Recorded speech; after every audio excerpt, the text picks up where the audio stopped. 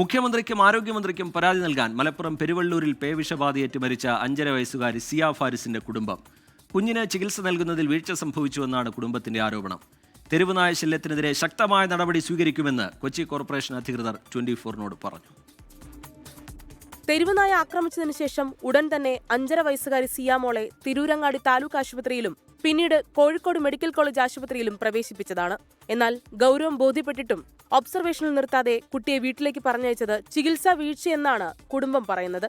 ഇത് ചൂണ്ടിക്കാണിച്ചാണ് നടപടി ആവശ്യപ്പെട്ട് കുടുംബം മുഖ്യമന്ത്രി, ആരോഗ്യമന്ത്രി, മനുഷ്യാവകാശ കമ്മീഷൻ എന്നിവരെ സമീപിക്കുന്നത്.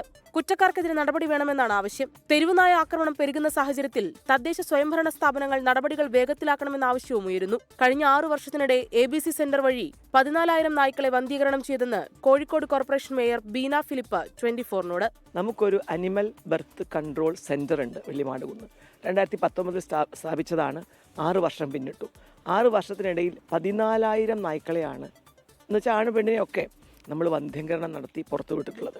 തെരുവുനായ്ശല്യം ഇല്ലാതാക്കാൻ നടപടി സ്വീകരിച്ചു വരുന്നതായി കൊച്ചി കോർപ്പറേഷൻ ആരോഗ്യ standing committee chairman TK Ashraf പറഞ്ഞു. കൊച്ചി മുനിസിപ്പൽ കോർപ്പറേഷൻ വളരെ കാര്യക്ഷമമായി ഈ രംഗത്ത് ഇപ്പം നിലവിൽ തന്നെ 8,400 ABC ചെയ്തെങ്കിലും അതോടൊപ്പം തന്നെ 3,000 നായ്ക്കളെ വാക്സിനേറ്റ് ചെയ്തു, തെരുവുനായ്ക്കളെ.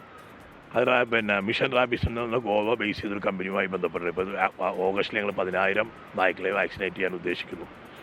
പത്തനംതിട്ടയിൽ വാക്സിൻ എടുത്ത ശേഷം 13-കാരി പേവിഷബാധയെ തുടർന്ന് മരിച്ചതിനെക്കുറിച്ച് DMOയുടെ വിശദീകരണം തേടിയതായി പത്തനംതിട്ട ജില്ലാ കളക്ടർ അറിയിച്ചു.